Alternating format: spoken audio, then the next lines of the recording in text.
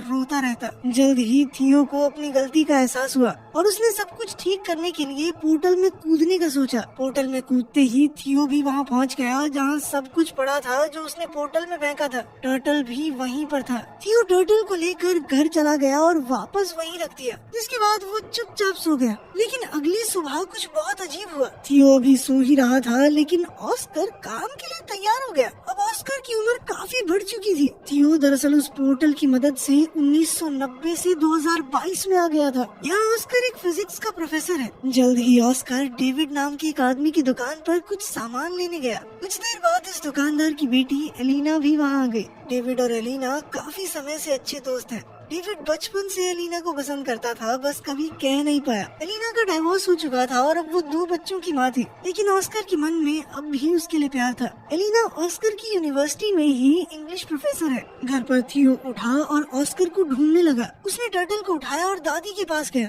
दादी अब काफी बूढ़ी हो चुकी थी और वो थियो को पहचान नहीं पाई। जब ऑस्कर ने थियो को देखा तो वो चौंक कर बेहोश हो गया। जब ऑस्कर को होश आया तो उसने पूछा कि क्या ये सच में तुम ही हो थियो? थियो भी कंफ्यूज हो गया। उसने ऑस्कर से पूछा कि तुम कौन हो और मेरा नाम कैसे जानते हो? ऑस्कर ने बताया कि मैं तेरा बड़ा भाई हूँ, और कौन? अब थियो ये देखकर हैरान रह गया कि तू एक दिन में इतना बड़ा कैसे हो गया बे? थोड़ी बातचीत के बाद उन्हें समझ आया कि थियो किसी तरह 2022 में पहुँच चुका है। उनकी बात उस वक्त के बारे में हुई जब ऑस्कर थियो पर गुस्सा था मॉम की नोट्स फाड़ने के लिए। थियो ने ऑस्कर को अपनी माँ की वो रेड ड्रेस वाली तस्वीर दिखाई। थियो अब परेशान होकर 1992 में वापस जाना चाहता था क्योंकि